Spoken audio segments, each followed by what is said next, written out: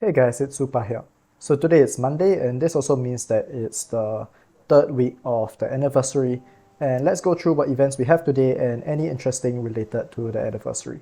So let's begin with looking at the events, and you can see we do have Journey for Treasures over here. I'll cover that at the very end, and let's see what else we have first. So we have a continuation of double Guild Boss drops, which lasts an additional 7 days for a total of 14 days, so it's been 7 days, and we're getting it for another 7. Very awesome. It's a really great event. We have Voyage Competition. This is pretty standard. We have Gate of Nibelheim Equipment Trial, another pretty standard one. And as for the interesting stuff we get, or more unique things we have double Faction Abyss drops, triple equipment, which this is the same as the dungeon event, double Dragon Cliff. This is pretty rare, but to be honest, it's not very useful, so not much to bother about over here. Double Altar of War, good time to build your new heroes, and 100% increase in campaign drops, which is nothing super amazing, but still decent for some good coins and XP if that matters to you. Besides that, I don't think there's anything else. Mainly, basically, if you've noticed, it's just double drop events for basically everything possible. And we also will be getting Gift of Heaven tomorrow as well, but this isn't unique to the anniversary. So there's not that much that we have to cover related to the anniversary. In fact, there really isn't anything because it's mainly just these double drop related events. So let's take a look at any deals in the store. And I was really disappointed when I saw this because I did feedback to the developers that we weren't really getting any good deals for spenders, especially considering it's supposed to be the anniversary period. There hasn't been anything that special, and same as the last week, we are just getting a very standard upscale pack. This is not unique to the anniversary at all, but this is a decent offer if you're willing to spend the max amount. But yeah, I mean, nothing too special either. So, I mean, if this is within your spending budget, you can get it. It's nothing spectacular, but it's just all right. So very disappointing. I really don't know what to say because it's supposed to be the game's anniversary and we are not getting really anything special, both for free to play or pay to win players. We did get a free legendary Dragon Eye. It is nice. I'm not gonna complain about that, of course, but we have had other events which give free legendary Dragon Eye. So as far as the anniversary event goes, we haven't really gotten anything special that made it more special than a regular event that we get from time to time. So anyway, that's just me, ranting a little bit. Let's talk about Journey for Treasures. And this, I have made a video covering this before, so I don't want to go and cover it too much, but basically, very straightforward.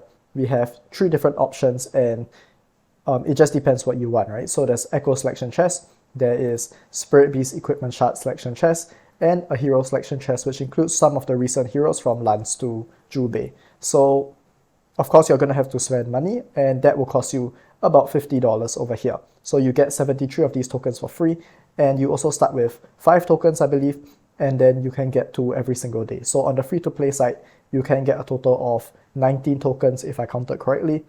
And let's take a look at each individual minigame. So it's very straightforward. I mean, you just spend these tokens and then you mine them. So you can see each mining requires 2 game tokens, and there are 16 squares over here, which is 32.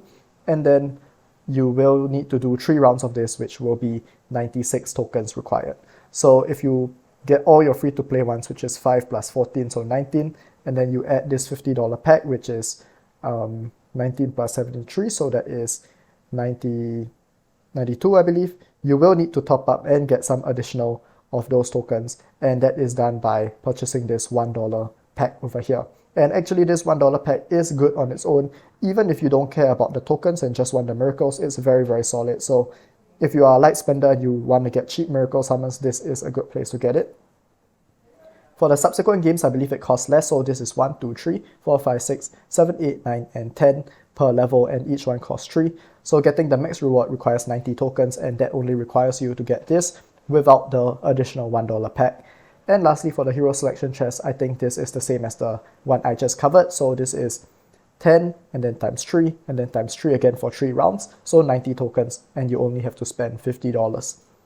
So additionally, every single time you complete one of these rounds throughout the event, you will get the chance of one of these rewards. You can see over here.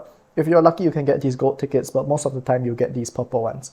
Additionally, just by spending tokens, once again, you get up to 19 as a free-to-play player. You will get these rewards.